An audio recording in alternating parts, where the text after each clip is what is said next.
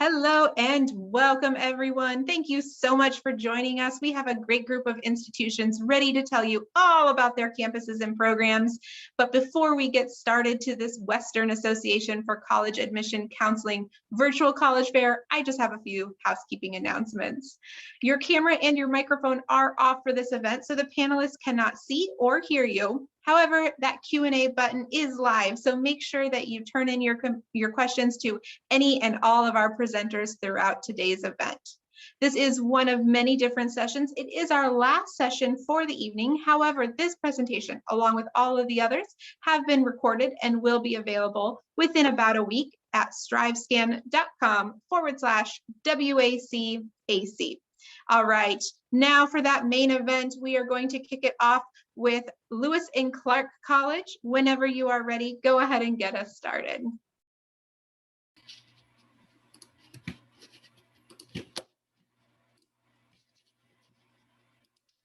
All right. Hello, everyone. My name is Jeremy Jackson. I'm one of the counselors at Lewis and Clark that works with transfer students. I'm glad you all are here today.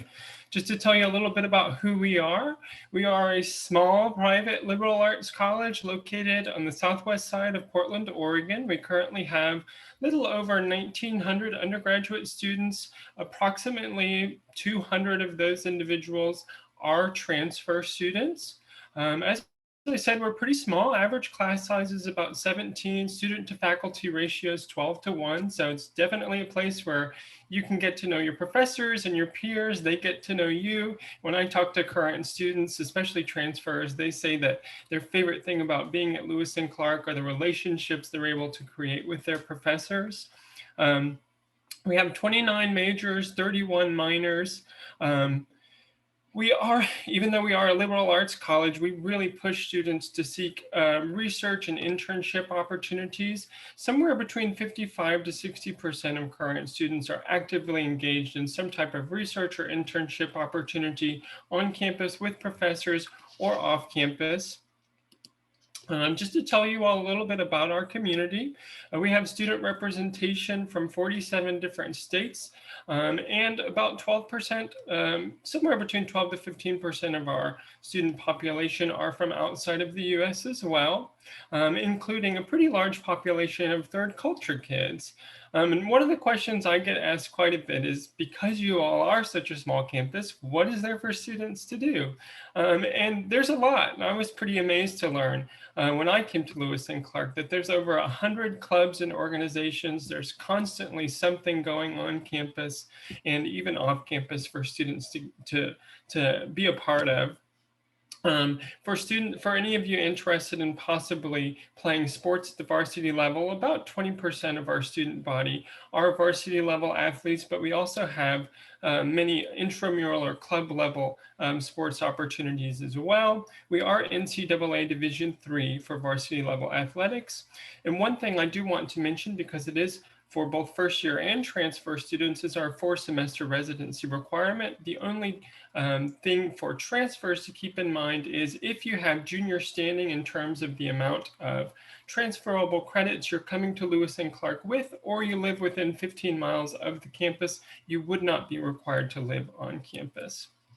One of the biggest reasons why students choose to come to Lewis and Clark is because of our being located in Portland. It's pretty rare for a small liberal arts college to be located in a metropolitan city like Portland. So we kind of believe that our students have the best of both worlds, because the campus is literally carved out of the middle of the woods, but yet students have access to the city of Portland and all the wonderful things that there are to do there in terms of fun things like the arts, the music scene, the food scene here, but also access to, as I mentioned before, research opportunities, internships, or even service-oriented opportunities. We have a number of entities or offices on campus totally devoted to helping students find opportunities outside of the classroom. Again, another big reason why students choose to come to Lewis and Clark is access to the Pacific Northwest and the outdoors. We actually have an office on campus totally devoted to helping students get off campus, get outside of Portland, and enjoy the Pacific Northwest in some kind of way, be it foraging for mushrooms and other vegetation, or learning how to deep sea kayak along the San Juan Islands in Washington State. There's really cool opportunities all throughout the Pacific Northwest. And the majority of students do take advantage of those at some time during their time at Lewis and Clark. And the last thing I'll mention, because I think it's pretty unique, even though the majority of colleges and universities out there offer overseas study programs, ours are pretty robust and they're a big part of who we are. I like to say they're a big part of our DNA. We currently have over 35 different overseas programs, all of which are at least semester-long opportunities. Some are year-long opportunities. Most of them are outside of Western Europe, so there's some really cool places that students can travel to. And somewhere between 60 to 65% of students study abroad for at least a semester. And I think that's because we really support students in that we oversee all of our programs, so we guarantee that if you are studying for a semester in Chile, all of those credits will transfer back into what you're studying at Lewis and Clark. So you won't be wasting time, and it's not, there's no out-of-pocket expenses for students other than airfare for certain opportunities and any medical preparations you may have to go through to travel to certain countries. And I'm nearing the end of my time here, but just want to very quickly go over what it would take to apply to Lewis and Clark. We are a Common App institution. We do not have an application fee. Our application deadline, if you wanted to attend Lewis and Clark this fall, is coming up. It's June 1. If you wanted to wait until spring, that would be November 1. And then these are the things that we would need. I'm not going to go through each one of these things because I don't have time, but we do recommend interviews for transfer students. We're also a test optional institution. So if you've taken SAT or ACT and want to include those with your application, you can, but you're not required to. And lastly, here's how you can get in contact with us. Email us at admissions@lclark.edu, or if you'd like to speak with current transfer students or any student, you can reach out via askastudent@lclark.edu. Thank you. All right, what a perfect way to get us started. Thank you so much, Lewis and Clark College. We're going to turn it over now to Reed College. Take it away when you are ready.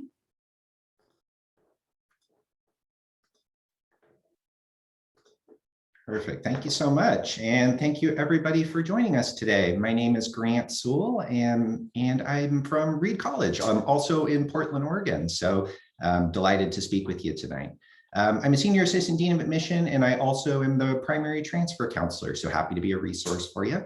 And a little bit about Reed. We're also a small liberal arts college. We're a community of about 1,400 students. And the benefit of our small community is you also get very small class sizes. So on average at Reed, it's 15 students would be in a class with you. And we really pride ourselves on conference collaborative based discussion classrooms. So, at Reed, students really get to be the junior scholar to our professors being a senior scholar. It's a very symbiotic collaborative relationship that we hope to foster, during your time as a student with us. And a good portion of our student body, are represented by our transfer students who do join us from a variety of different locations. At Reed, for our transfer students, we'll work with whatever credits you have completed. So there's no specific things that you have had to have done to apply to Reed and to be accepted. We're happy to kind of look at every individual person individually to kind of determine your transfer credits. On the academic side, all students at Reed get to do a senior thesis. So, something you're super excited about, you're passionate about, and you get to spend your senior year exploring that. So regardless of major, we have over 40 different majors and programs. Students in all of those majors would have the opportunity to focus in and have that thesis opportunity. And with our small collaborative discussion-based classrooms, students really get to know their faculty. And through those faculty relationships, that leads to a lot of opportunities in the Portland metro area with different internships, volunteerism, and a lot of opportunity to do research with faculty as well. So that's something we really pride ourselves on at Reed.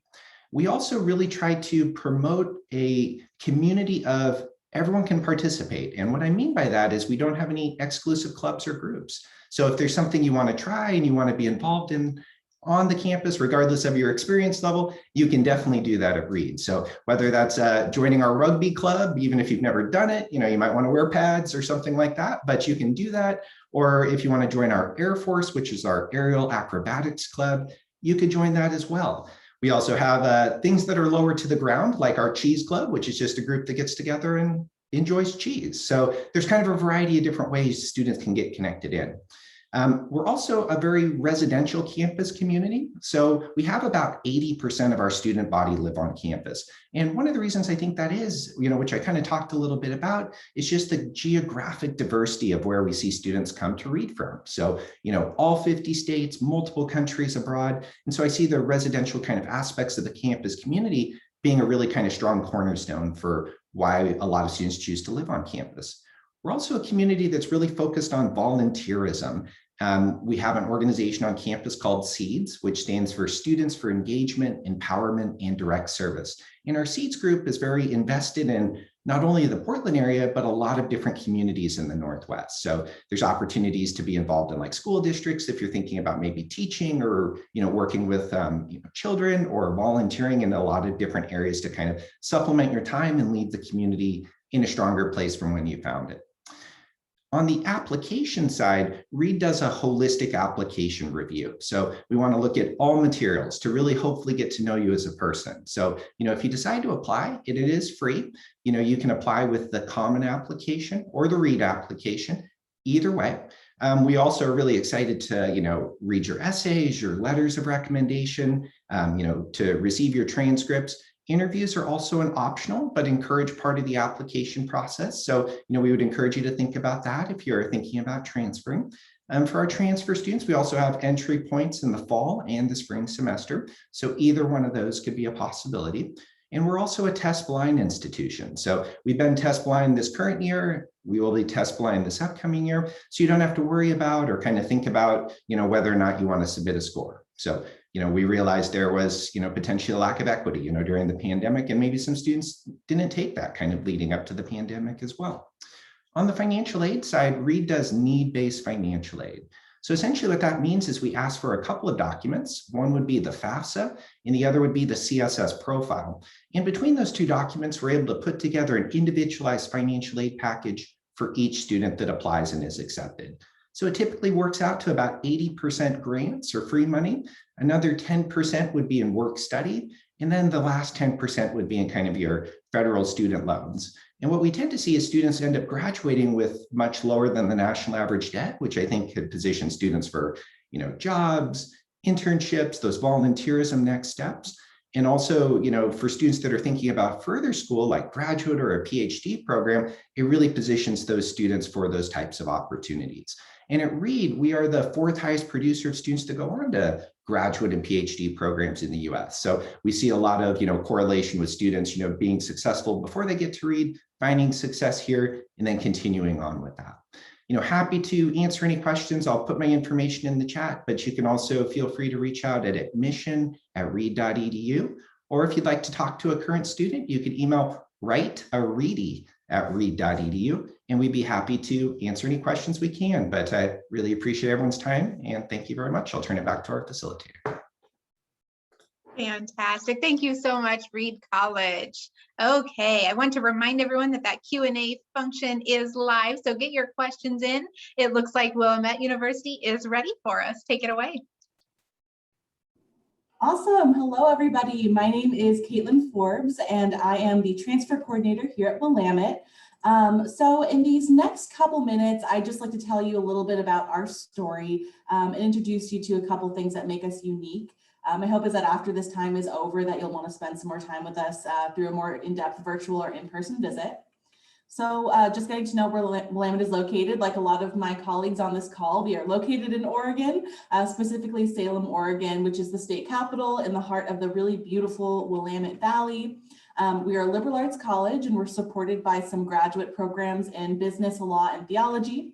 We're also located in a part of the country that is just sought after for its natural beauty and diverse ecosystems, our outdoor opportunities, and just generally so many places to explore.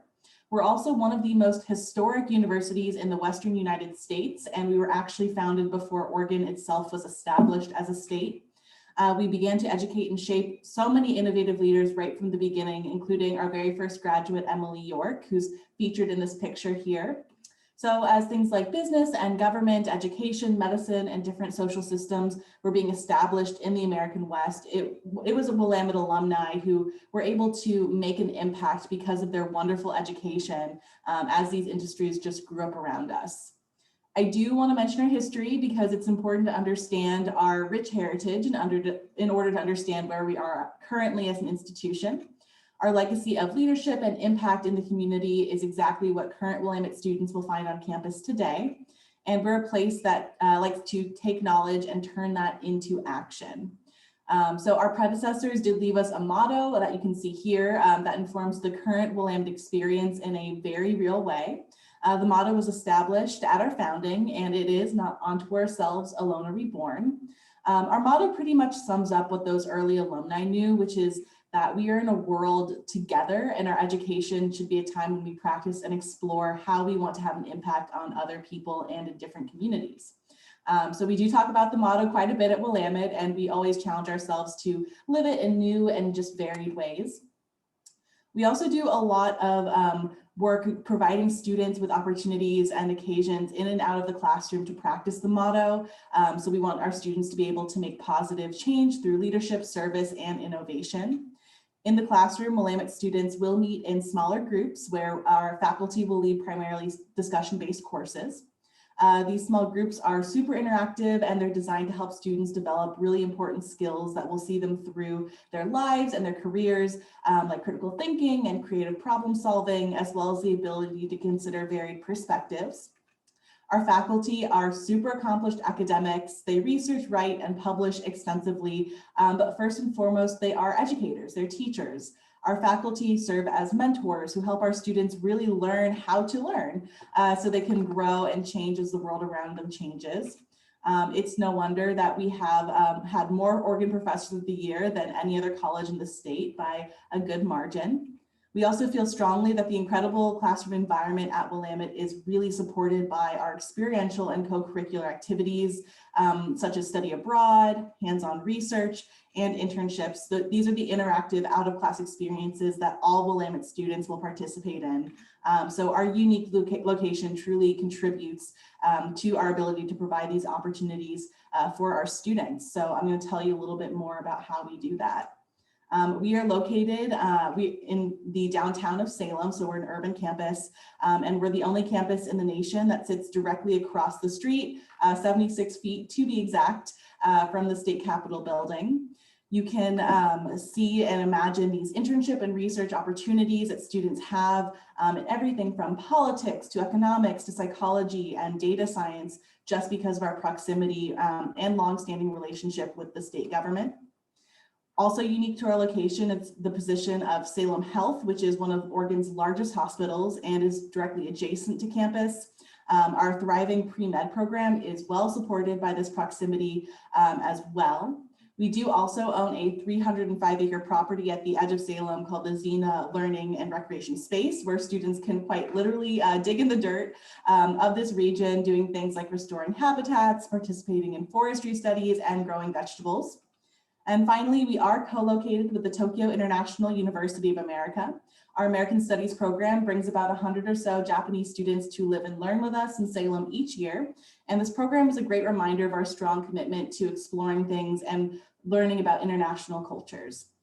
We also value the experiential learning that comes from the exchange students who share our campus, as well as the amazing opportunities students find while participating in our 66 study abroad programs. So as you can see, we're just located in a way that makes us quite literally surrounded by different opportunities for students to extend their learning beyond campus. There's a lot to say, but before my time is up, I just wanted to mention that we do use the common application. We review applications holistically, and we've been fully test optional for several years. We'll never charge a fee to apply to Willamette, and every applicant, including my friend here, is considered for our generous financial aid awards.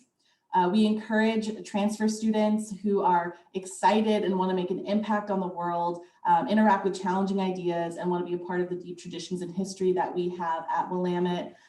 We truly are the shaper of innovative leaders, and I hope that you'll take time to learn more about us. You can visit our website to explore our extensive virtual visit opportunities, as well as our in-person visit options. As I mentioned, I'm the transfer coordinator. You can contact me anytime. We offer spring and fall admission for transfer students, and there's no minimum credit to apply to Willamette as a transfer student. Just don't hesitate to reach out to learn more. And as always, go Bearcats. Thank you. Thank you so much. And you can tell that I'm not based in Oregon. I'm so sorry for that mispronunciation at the beginning, Willamette. Okay, I'm going to turn it over now to Pacific University, Oregon. Take it away. All right, thank you so much. My name is Justin McRobert, and to give you a little bit of feedback before I start this, I was a transfer student myself. So a lot of this conversation comes from somebody who was a transfer and who actually worked through the whole process and some of the things that I learned. So I've been at Pacific University now for quite a while. I'm in charge of all the transfer recruitment. So I'm gonna go ahead and kind of get started. So we are located about an hour to the Oregon coast, 30 minutes to downtown Portland, about 15 minutes away from the Silicon Forest, so home of a lot of the large tech companies, Nike World Headquarters, things like that. Again, like many people said, it's great for those internships and opportunities. I like to say that we're positioned in a spot where we can easily get into the city, but not be stuck in the city. As far as the age, how long we've been around, we started out as a school for orphans on the Oregon Trail. Again, before Oregon was a state. So we've been around a little while, and that ethos still holds true today in the type of programming that we offer. So our student body is just under 1,900 students for the undergraduate and just under 2,000 for our graduate and professional students. This positions us in a very unique spot where over half of our students are graduate and professional students. And that is in everything from health professions to business and education. We have students that apply and come to us from around the globe for our undergraduate programs as well as for our graduate programs. Our average class size in the undergraduate is about 19 with a student to faculty ratio of 10 to 1. We have nationally ranked professors that are teaching, and all of our classes are taught by faculty members. So we don't have any TAs teaching any classes. So it's important to kind of note that you will have that experience where you'll actually get to know the professors and they will know you by name. And we're transfer friendly. So we're the only private school in Oregon to be named to the PTK honor roll. We are also the only private school in Oregon to receive the veteran friendly status from the US News Report. About 20%, 20 to 25%, depending on the year, of our incoming class are transfer students. So some of the other things that we offer that are kind of unique to us is the pre-transfer advising. So students can actually find out how their classes will transfer before they even apply. Early registration, so they actually get to register before our incoming first year students. The Office of Transfer Support Services. So once you're here, if you have problems or need some assistance, they can actually help with that. The Transfer Student Lounge was a great spot to actually get to know other transfer students from around the globe. And we actually have reserved commuter parking. So kind of cool. National Science Foundation named us the top private research school in the Northwest.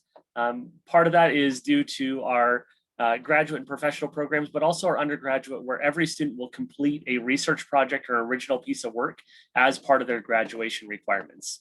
It's really stands out as far as what makes the students the best level candidate to move forward in occupation as well as into graduate school. Student life at Pacific University, we have over 70 clubs and organizations, student government, academic clubs, Rainbow Coalition, and our largest club on campus is our NHOH, which is our Hawaii club. One of the unique tidbits about Pacific University, about 15 to 20% of our students every year come from the islands of Hawaii. We have more players on our football team from Hawaii than any other NCAA team outside of University of Hawaii, which also leads to the largest event on campus is our luau. We also have our performing arts. in everything from chamber singers that actually tours around the world, orchestra, dance, theater, mariachi band, and our athletics. We're a D3 school, so that many of our competitors are actually on this 6x6 as well as our intramural sports and some of our club sports. One thing that is not listed on here that is very unique, I don't believe this last year they did the national tournament, but before that we swept 5 years of men's and women's national handball championship. So if you want to play a sport you've never heard of and have a good shot at a national championship, Pacific's a great place to be. So some of our outdoor opportunities, as well as other educational opportunities outside the classroom. So we do voyages for new students, weekend trips, spring break trips. Our outdoor pursuits office does over 100 trips a year. They were continuing to operate all the way through this last year as we had in-person options for all of our students. And we also we're the only school to offer an outdoor leadership minor, with hints that there may be more to come. Study abroad opportunities are always great and open for transfer students. And our advisors will actually help make sure that the classes that you're taking are relevant to your program and let you know whether or not it would extend any kind of period of time. Our community service is actually tied into our mission as well as requirements. So we really want to see students doing and being active in the community. Scholarships, always a big question that comes up for me. So our special interest scholarships range between $5,000 and $7,000. And those are everything from dance, music, forensics, to outdoor leadership. Our academic scholarships, our academic merit scholarships are the same level for first-year students as they are for transfer students. So we don't have two different scales. We value the transfer student for what they bring. And the Phi Theta Kappa scholarship is $2,500 in addition.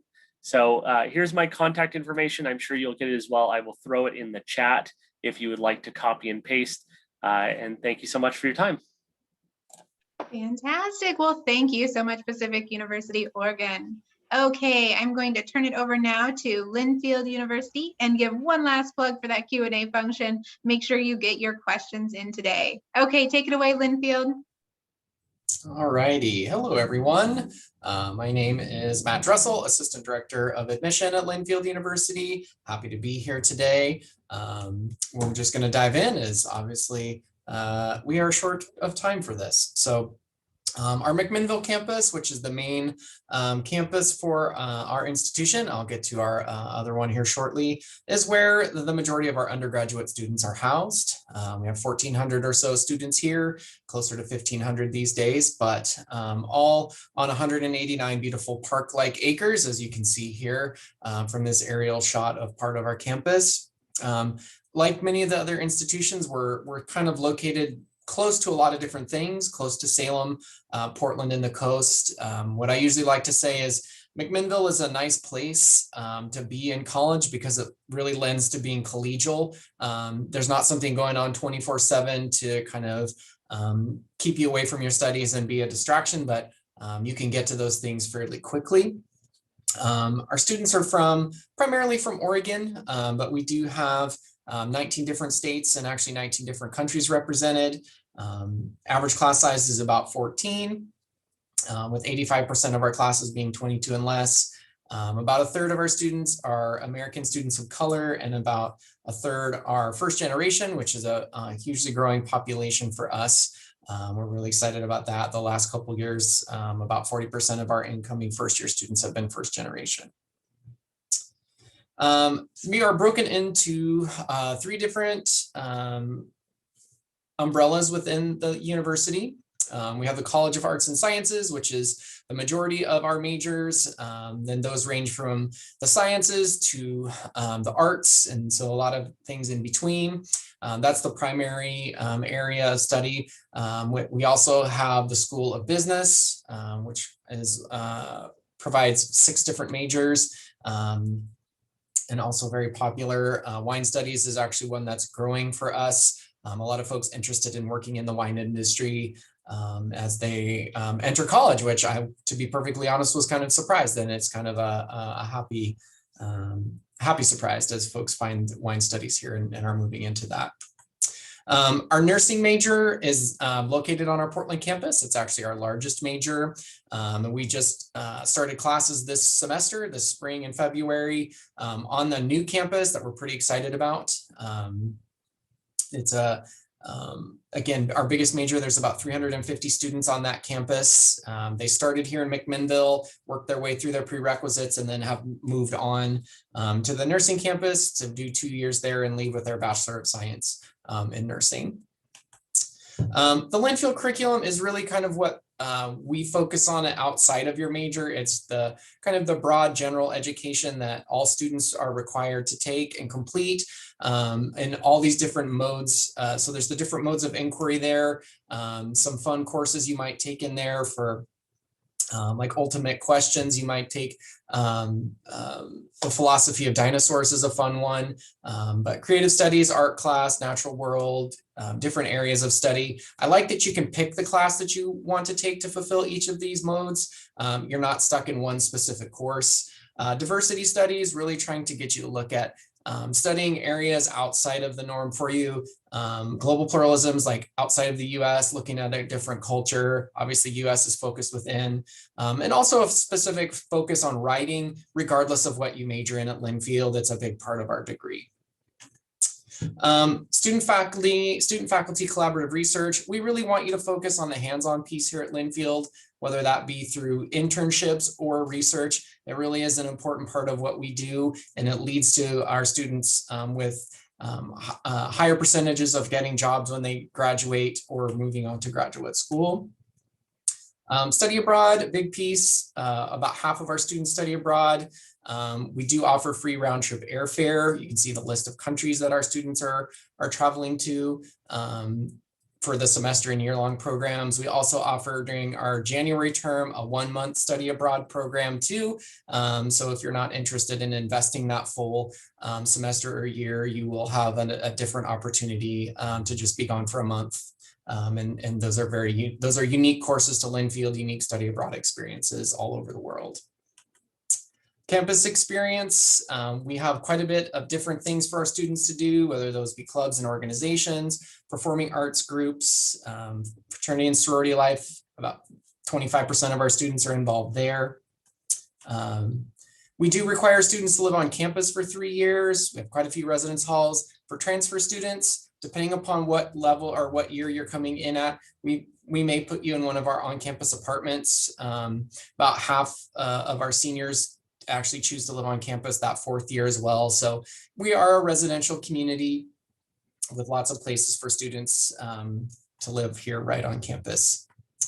Athletics are a big part of our culture, not necessarily required, but about 30% of our student body. Onto the checklist, we are a common application school as well with no application fee. We are also test blind. You will not need to submit SAT or ACT scores at all. We do require for admission official copies of all college transcripts. If you have less than 60 credits, we will need an official copy of your final high school transcript, professor application or professor recommendation as well. Application deadlines, these are priority deadlines, not drop dead deadlines. So don't worry too much if you missed those. We'll still accept you. Really quickly, kind of there's our financial aid options, and I'm out of time, so this is basically my last slide anyway. So thank you again for being here, and I will let Oregon State take over. Fantastic. Thank you so much, Linfield University. And you are correct. Oregon State University is now going to close us out for this portion of the event whenever you are ready. Let's see here.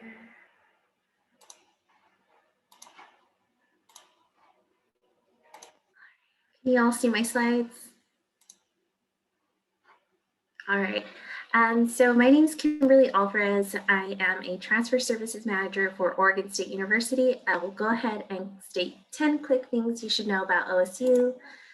So quickly, we do have 3 campuses for Oregon State University, one at Corvallis, one at Bend, and our eCampus is by far one of the largest online campuses.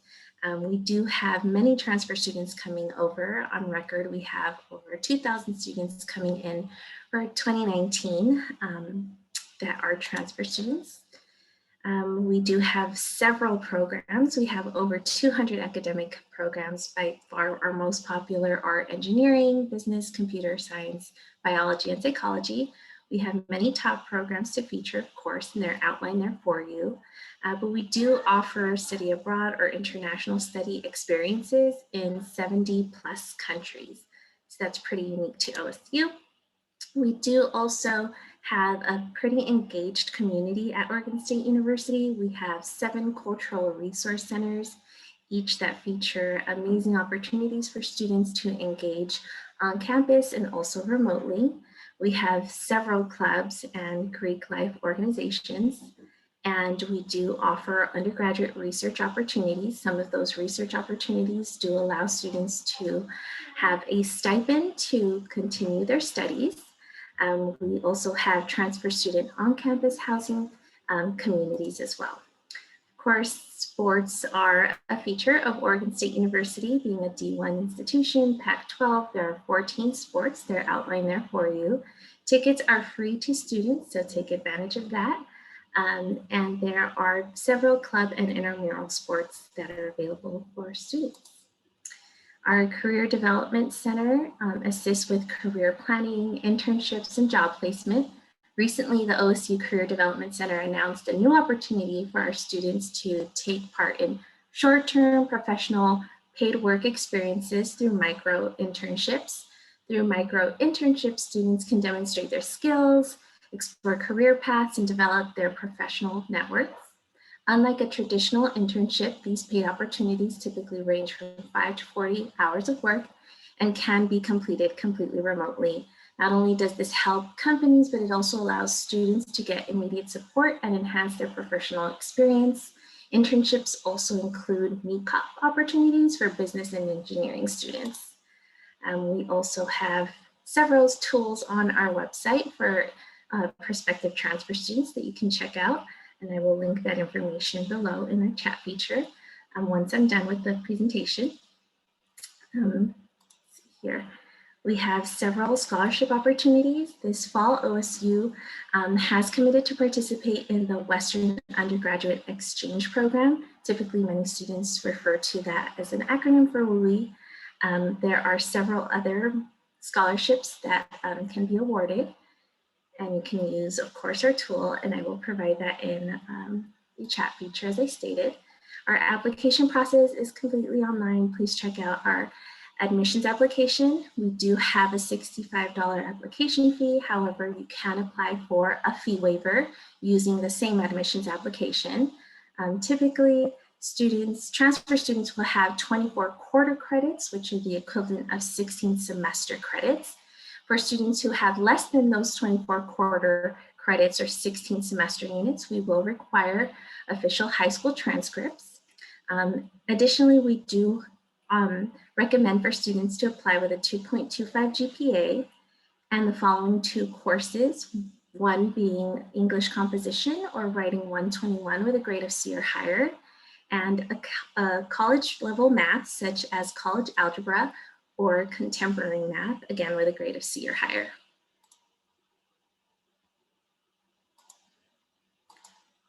All right, and so as you can see, here are undergraduate admissions deadlines for students who would like to start fall 2021. Just know that the admissions deadline is August 25th. However, we do encourage students to complete their admissions application sooner rather than later, as our orientations will be running over the summer to assist students with course registration. And here is our contact slide. Of course, I will also link our information below in the chat feature, and please feel free to contact us. Thank you. Fantastic. Thank you so much. A great way to wrap up that portion of the event. Okay, we have some time left, so I want to take advantage of having all of these experts in one place. I'm going to share my screen and ask an important question for everyone joining us today, and that is, what advice would you give someone going through the the transfer process. So with everyone on video here with me now, we'll go in the same order, starting with Lewis and Clark College. What's your advice? I would say to try to start the process as early as possible. You know, it can sometimes, especially if you are looking at multiple institutions, every school or every college or university does things a little differently in terms of the way they evaluate transfer credit. So, you know, starting the process as early as possible, I think, is going to really behoove you. Great advice. Reed College, what is your advice? Yeah, I think my advice would tie into a little bit what Jeremy was saying. You know, if you are starting early, my advice would be to stay organized. You know, I think there are schools that have, you know, different deadlines or are going to ask for, you know, different application materials. And just as you're kind of narrowing down your list, if that's a spreadsheet or Post-it notes or whatever way, you know, you kind of keep organized, that would just be my advice. So you don't kind of miss a deadline or don't apply in time to the school that you're interested in. Perfect. Thank you. Willamette University? Yeah, definitely echoing everything my colleagues mentioned, but also reach out to us. Our jobs collectively is to make this process as easy as possible. We are your champions. The transfer process can be really confusing at times, and we're here to make it less confusing. So please do not feel hesitant to reach out at any point, whether you're just starting, whether you're in the middle of the process. Our job is to help you. So that's what I want to emphasize. Awesome. Great advice. Pacific University, Oregon, your advice. Well, they covered a lot of it, but I'm going to go with quick things here. One of them is come and visit campus. I know that you're potentially farther away. You can visit all of the schools that are here. We're literally like an hour and a half away from each other. It's really not that tough to hit all of them. So you can actually feel what it's like on campus. The other big tip that I get from answering a lot of questions is don't get too stuck on what your class standing is coming in. Ask the question what your timeline to completion is. Because a school could accept all of those credits and say you're a senior standing, but you wouldn't actually have, you'd still have 2 years to complete. So make sure you're asking those questions as well, not just if you're going to be a junior. I think that's a great tip. Absolutely. Linfield University?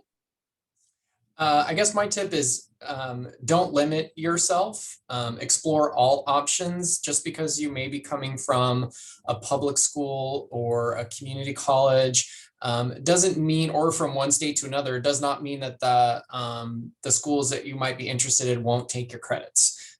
Just, you know, you won't know until you apply or you ask for that pre-application transfer evaluation, what will transfer and what won't. I think it's a big misnomer out there that private universities in particular don't take transfer credits. That's a myth. All right, thanks for myth busting.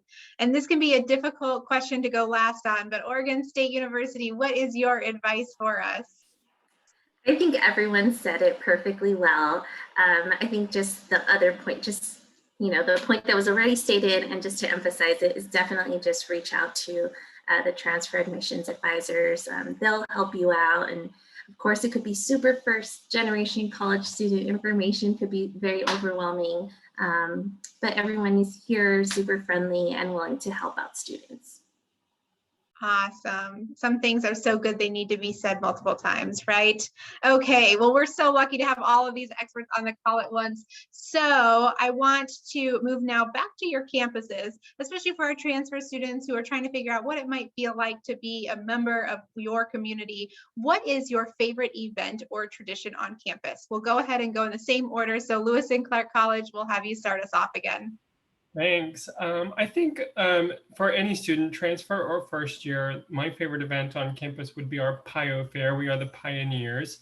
And it's just an event at the beginning of the year where new students can have the opportunity to meet and interact with leaders of all the different clubs and organizations around campus at the very beginning of the year.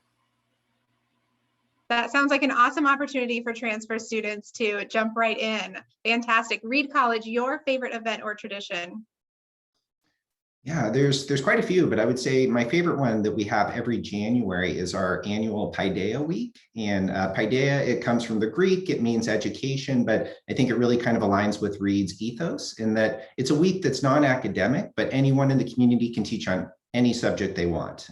Doesn't matter what it is. if that's, fan theories on your favorite TV show, you can do that. Or if it's something more academic based, you can go in that direction. But I think it just kind of speaks to that love of learning that we really foster at Reed. I love it. Thank you for sharing. Willamette? Yeah, I love the lighting of the star trees. So we have these redwood sequoias on campus that were planted for our 100th birthday. So they're about like 76 years old. They do make the shape of a star. It's my virtual background. This is what it looks like. Very beautiful. Every winter we put lights on them and have this beautiful community event. It's a good breather before finals. People from the Salem community are welcome. Professors bring their families. There's hot cocoa and cookies, and Blitz the Bearcat does make an appearance. So it's just a good way to have a collective celebration before the winter starts and before finals. How beautiful. Thanks for sharing. Pacific University, Oregon. So the second Saturday in April, we host the largest student-run luau on the mainland. And it sells out the entire facility. It's our largest event on campus. It's not a homecoming football game or something like that. And the family all flies in and they actually do traditional lei making, dress, everything like that. And it's all student-run, student-led, including the food. So a student doesn't have to be from Hawaii to actually learn how to do it. So that's one of the coolest things, is seeing the entire football team get invited to do the haka together. And if you know the haka and you have 80 guys all doing it, it's one of the most powerful events, and you can understand why it was a Maori warrior dance. So there's a lot of those cool things that tie to the tradition. So you'll see a lot of Pacific Ohana, and you'll even see, traditional like hibiscus flowers and things like that with our logo. We're not officially tied, but we are sort of tied to the island. So that's really great for us. Very interesting. Thanks for sharing. Linfield University, your favorite? So at Linfield, we, as you pull into campus through our main entrance, we have a huge oak grove. And so it's kind of one of the things that we're known for. So the tradition that I really enjoy is the passing of the acorns. Each year at convocation, which is the opening of our school year, our first year class, our new incoming class, first years and transfers, walk through, and there's this oak bowl, and they grab an acorn out of that, and then they're given this little box to keep it in. And then as they go through to graduate, they bring that acorn back with them and they put it back in the bowl. And then, so those acorns that those students put back in the bowl are the ones that the first year or the new students will grab the following school year when the school year starts. And so just that continuous passing of those acorns from student to student is something that I really enjoy. Yeah, that sounds absolutely beautiful as well. Thank you. Okay, Oregon State University, what is your favorite event or tradition? I think my favorite event would be Welcome Week. I think it's just an exciting opportunity for students to learn about engaging opportunities with organizations and clubs. I think it's great to learn about tips that other students might share in order to continue their enrollment. And it's just an engaging overall opportunity for students to learn more about their campus.